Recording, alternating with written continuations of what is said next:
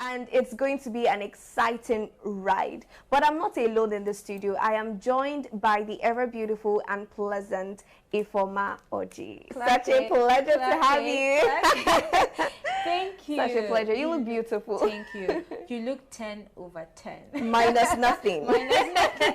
Thank you very much. Thank you. All right, so we are going straight to the matter with Taigele Karichesi Don. It's about the over 712 billion naira that was allocated to the Murtala Mohammed Airport for renovations. I mean, 712 billion naira, Ifoma. Can you imagine that amount to be spent for a place or an infrastructure that, according to research, has not been able to fulfill its highest capacity? Because according to research, it says that the airport is supposed to contain at least 14 million passengers, but in 2024 it just showed it was able to process 6.3 million people, right? So for an infrastructure like this that has not been able to fully live up to its potential and capabilities and all of that, allocating 712 billion naira, what do you make of that?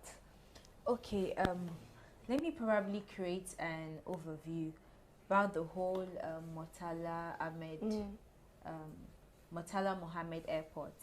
Now, the airport was formerly Lagos International Airport, and it was named after Murtala Ramat Mohammed when he was former head of state from the year 1975 to 1976, but he was later assassinated during the coup.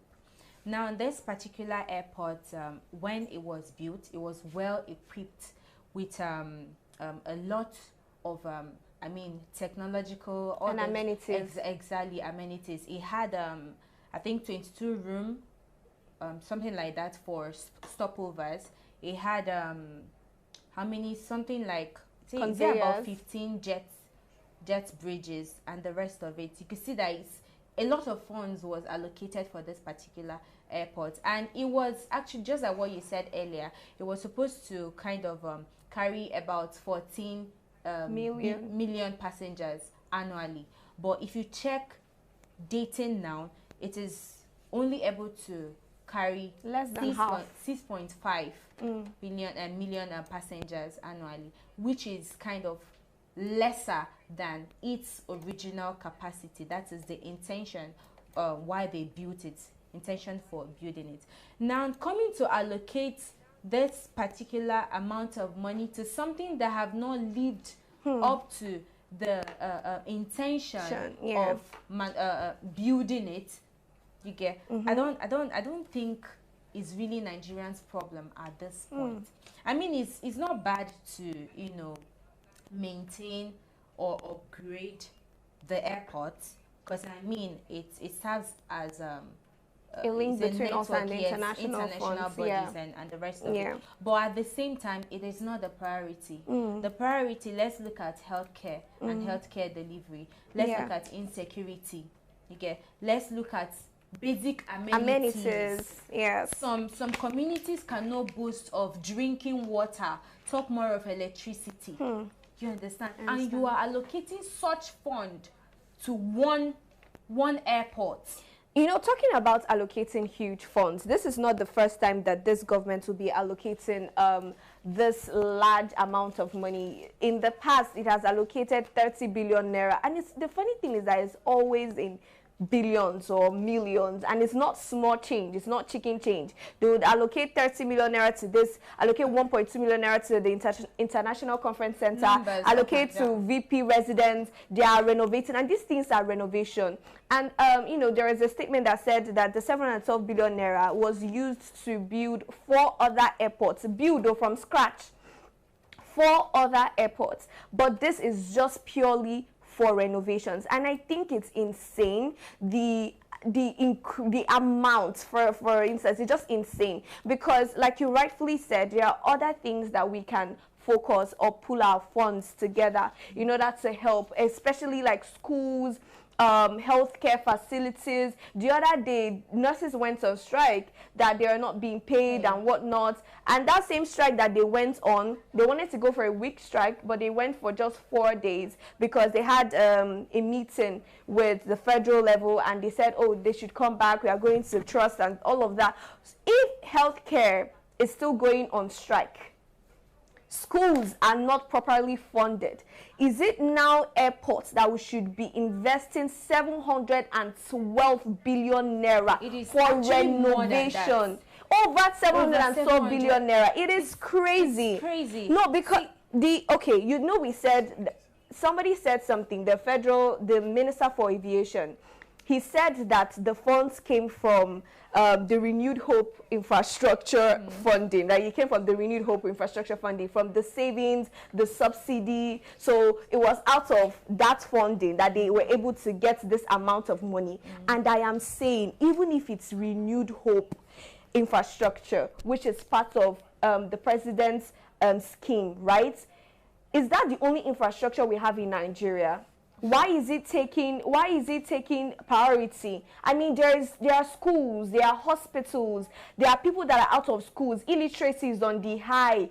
Why is the airport taking such level of attention? Okay, with this that you said, I actually wanted to say something earlier. I need you, or maybe probably some other person, or Nigerians watching us right now, to make it make sense to me at this point. Now look at, according to them, about 500 million naira it's used to maintain airports, other airports. Okay. And quarter of that 712.3 billion naira is used, quarter of it is used to build a new airport. Now, is it not better that you build more airports than upgrading already existing airports with that kind of money? Thank you for that question. Somebody should make it make sense. That's a good question. At this point, it is not making any sense to me. Build more airports then. Build more road networks then. Thank you. You understand? If this is the problem with Nigeria, is not really about building infrastructures. It's actually about maintaining those buildings.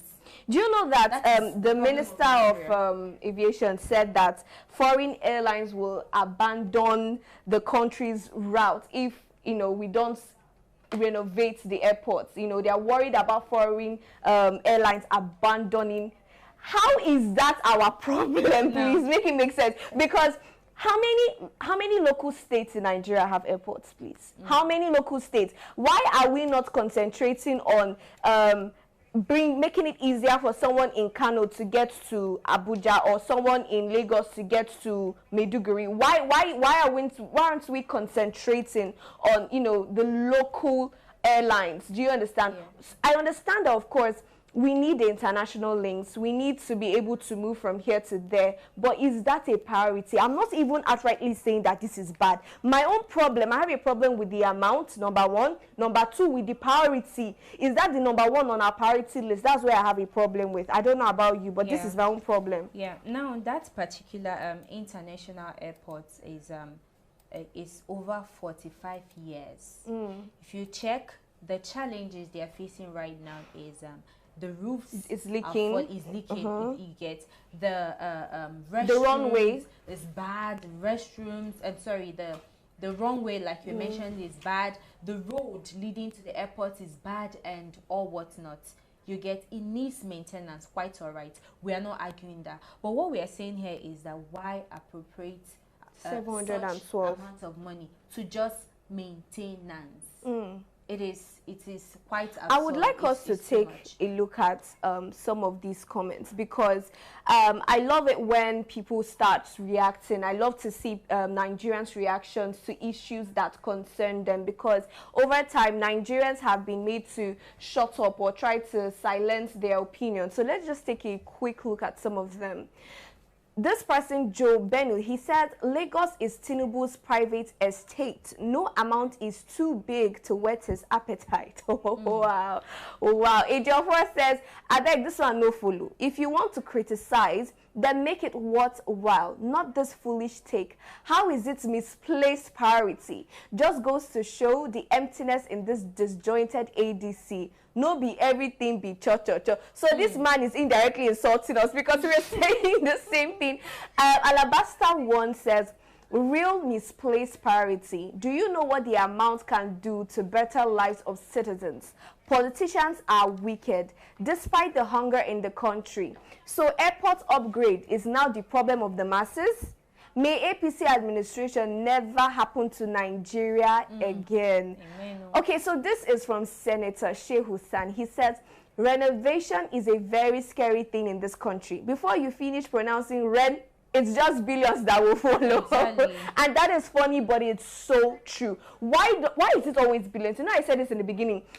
30 billion, 100 billion, 20 billion. Do we have, I don't understand, do we have this amount? I know Nigeria is blessed, but you know, we don't reflect that in our society. So can we say that this amount of money, like this decision now to renovate, is it a misplaced priority? We've already said it's a misplaced priority, but is it like a disconnected governance? Are we missing, where are they missing it here? Yeah, I think it's partly it.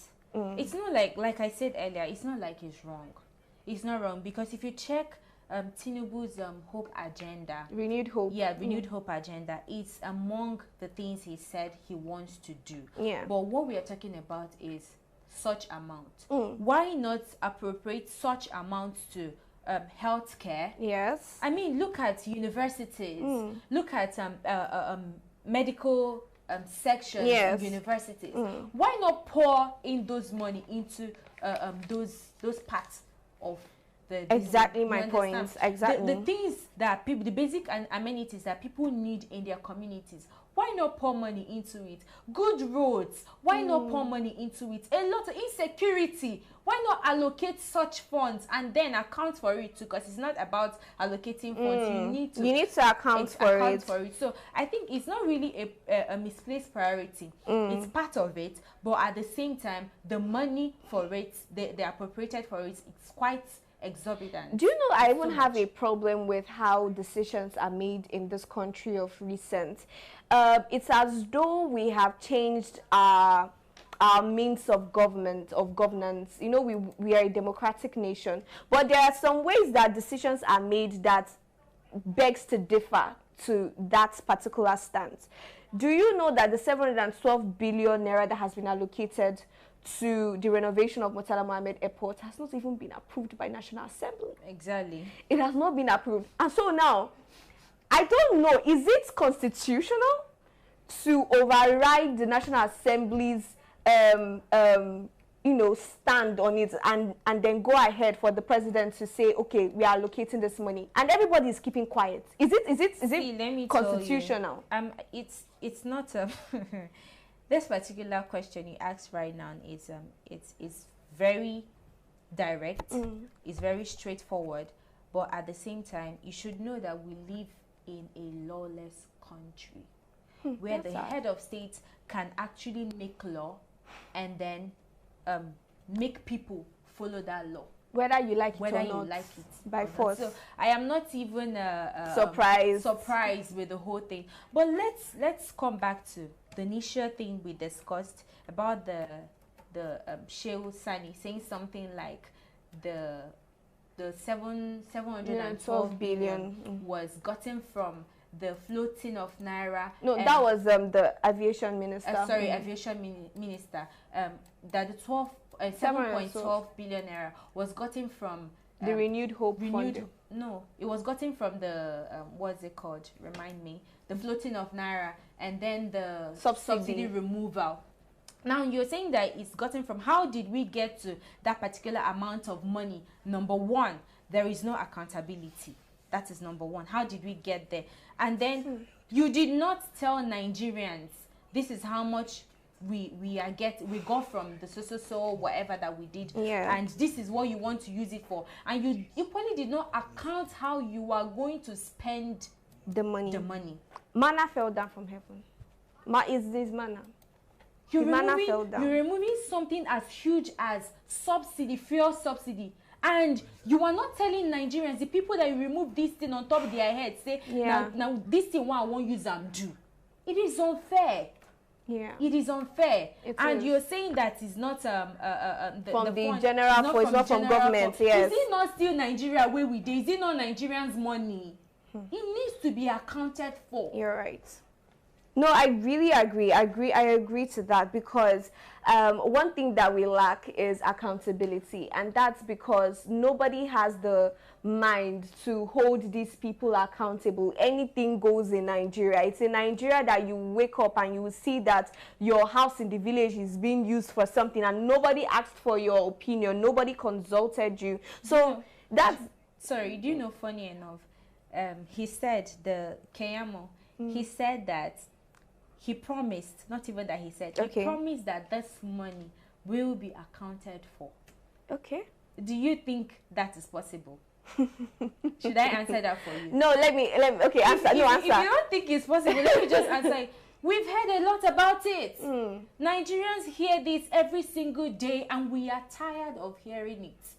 Thank you very much. That is just no, because you know these people, they are very good with making promises. I must give it to them. They are on top. But when it comes to making promises, no other politician in the world makes promises like Nigerian politicians. They have A1 when it comes to that.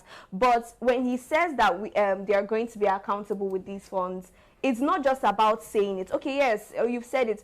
What are the plans you are making? What are the systems that you are making to ensure that you actually be accountable? Is there a body that you are setting?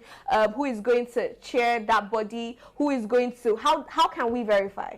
Exactly. How can we as Nigerians verify that the 712... Okay, let's just say that we're even accepting that they are going to spend 712. And you know the funny thing? Is that most Nigerians can't even afford to travel. At all. We can't afford even local flights. Who are the ones traveling abroad? Because we cannot travel and they're spending money on... It's like, at the end of the day, this investment is even made for the elites of the country. Exactly. For the 1%. You know how much tickets cost these days? We are talking international flights. Most people that were able, I have friends that were able to, they used to mount from one airplane to the other. If they want to go to the east, they are using airplanes and all of that. Now, everybody is on the road because they cannot afford the high price and the high cost of traveling by air. So if you are even putting someone at 12 billion naira, who is going to fly? Exactly. Who is flying? Exactly. That's a really nice way to look at it, because it doesn't even really affect 90% of Nigerians, the investment that they're trying to make, which is something that is really sad. But continue before I continue. And in addition to what you just said, he said that Nigerians, Keyamo faces Keyamo, he said that Nigerians should go and Google how much is used for building, or rather maintaining, an airport. They should Google it. They should check Google Dubai, check how much, and all. Please, I want to ask Festus one question. He said we should ask Dubai. Please, can we compare the road connection in Dubai and Nigeria? Calm down. Now, what I want to ask is, are we doing Google comparison? No, now we are search engines. What we are doing now in Nigeria? We have over 133 million, or rather billions of poor people in this country. We have, and then we are talking airports. You are comparing Nigerians to Dubai, to Angola. See the thing. It's not like Nigeria is not blessed. Nigeria That's not even a question. Nigeria is greatly blessed. Should I talk about the climate factors? Nigeria is blessed. Should I talk about coal? We have a lot of things, resources in this country. But the problem that we're having is those people will place those resources in their hands. Those people that will place it to maintain those resources and make good use of it. It's not like we are poor. Nigeria is not poor as a whole. But the thing there is that the leaders that we place in seats, you understand, is what is making Nigeria poor and poorer. But I am very, very much optimistic that 2027, I keep hammering on 2027, is really going to be a power shift. Thank you very much. Talking about 2027, I want us to look at this matter, in my opinion, we carry Chelsea done. It's the situation that is happening between Peter Obi and Governor Soludo. Although it was not stated that way, they did not each mention, each other's names, but we know what's going on. In the morning, we're trying to bring this up in the morning during our morning pause, and it was the statement by Governor Soludo saying that anybody or any candidate who says that he would only use one term in government when he's elected needs to go for brain evaluation. I actually watched the video. It's psychiatric evaluation, and in my opinion, it's even more bass than brain. A brain evaluation sounds touch. You understand? And then when that initially came out, it was people could not lay claim, as there were some speculations. Oh, is he referring to Mr. Peter Obi? Peter Obi said he was going to stay just 4 years. Some other people like Daniel Sacramento, who was here with us in the morning, said he was just talking to his fellow contestants for the governorship, position in Anambra State. Until Peter Obi came out to give the response that he gave, and he did it in a way that he did not even mention Governor Soludo's name. And he was saying that his 4 years, he didn't just say he was going to stay in 4 years. He gave example of other people who were able to achieve that. And he said something that, when you are given a political position, it's not eternal. It's just for you to fulfill the promises that you have made. Now, I wanted to throw that question. It's a pity that this man, Mr. Daniel, some of them want to come to life. Asks you, what is your final take on this matter? Because we have seen the reactions in the morning. We have seen you come to people and say, I will do only battles between Mr. Peter Obi, Governor Soludo. What's your general take on it? Okay, let me start with the message that the write-up, the statement that the governor of Anambra State made, where he said that if you want to vie for second tenure, that if you just want to serve rule for one tenure, that you should go for brain evaluation. Now, I think that particular statement is direct. That particular statement is quite apt, but the tone, his message, what he wants to say is quite. So you believe that they should go for brain evaluation? Calm down. I say the message is trying to pass, because if you go deep into what he's trying to say, in the Constitution of Anambra State, you are entitled to rule at least 8 years. No, like it's no. Wait, I need to cut you off. No, let me just cut you short. The Constitution generally says 4 years. No, that's not what I'm saying. I'm not saying. I need you to understand something. Okay. 8 years is constitutional for somebody to run, right? And according to our constitution, it says rerun. So in the situation where after 4 years you contest, you lose, you're expected to get down. But from what we have seen in the past, it's as though it's a right. Buhari stayed how many years? The other one stayed how many? Do you get? So like it's as if it's a right. But what I'm saying constitutionally, it's 4 years. Calm down. We'll still get. No, I'm calm. We'll still get to that. Now, back to what I was saying earlier. You can actually run for a second tenure. You understand? That is if people vote you into power. You get? That's what he's trying to say. And then, but the problem I have here is the tone at which he delivered his message. I could actually see it. I perceive it, and most Nigerians perceive it as harsh. You understand? Because you could find a more better way or subtle way to say something like this or pass your message clearly, and people will understand it rather than using such tone. Then let's go back to the message. In Anambra State, you can run 2 years, you can run 4 years, and then rerun again another 4 years, which is complete 8 years. Now, what he's trying to say in his message is that you can, in Anambra State, you can, just like what I mentioned before, you can run and then rerun again. But aside that you have a lot of things according to your manifestos, and the 4 years will not be enough to bring all those things to accomplishment. And then he made a statement saying something like that if you don't complete the 8 years and you give the people of Anambra State 4 years, that is more like you're afraid of accountability. He mentioned something like that in his statement. So you could see that he's trying to tell you that him running 8 years is not far from what it should be or what it has been. You understand? He has plans and he needs to exhaust his plans before he leaves the seat. And that is why he wants 8 years. But somebody coming to say that he will run 4 years. I understand quite all right that it is a power tussle that they are doing here, because this person will give bars, the other person will give bows, even though they are not calling names. But at the same time, we know who the message is directed to. Now, let's come back to P2B. P2B actually has a good intent for saying that he wants he wants to run just a tenure, which is 4 years. He has a good intent because he has already structured what he wants to do, his projects, and how he wants to carry out those projects. So he has structured it in such a way that it will fit into 4 years. You get? He doesn't care about other persons that want to run 8 years. It is just him that he is concerned, his own that is concerned about. But let's play the video and see what he says in the video. All right. Some of them want to come to lie to us. How can anybody with brain, you think you are talking to fools?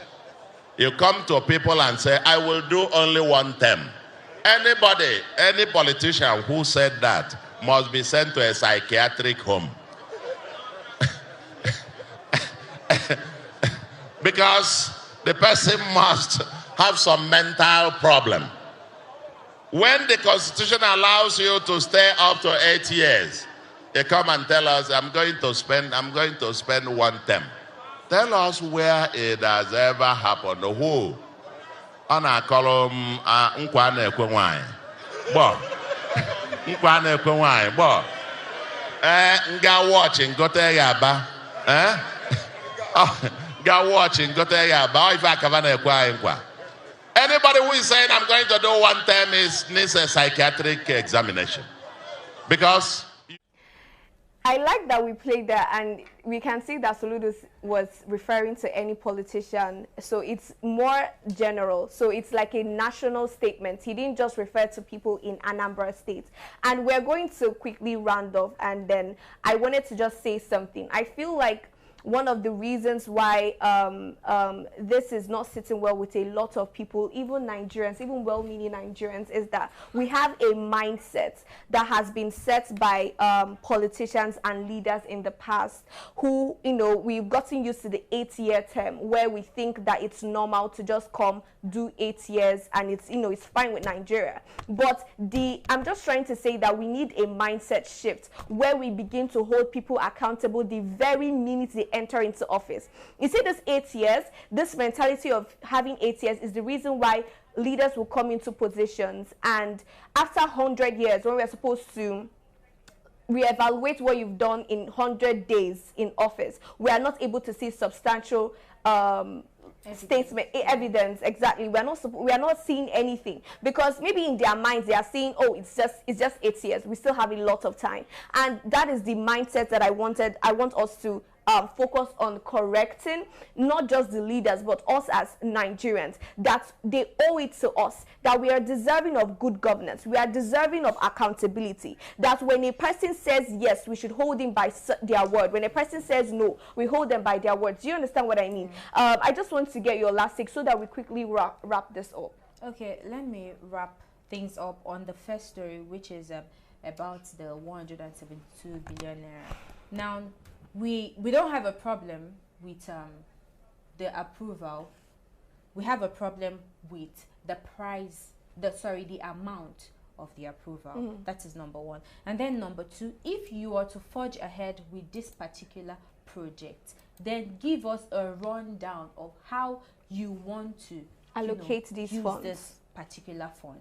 And then coming to P2B and the governor of Anambra State, Soludo, what the information you put up front says a lot about you, and not just about you.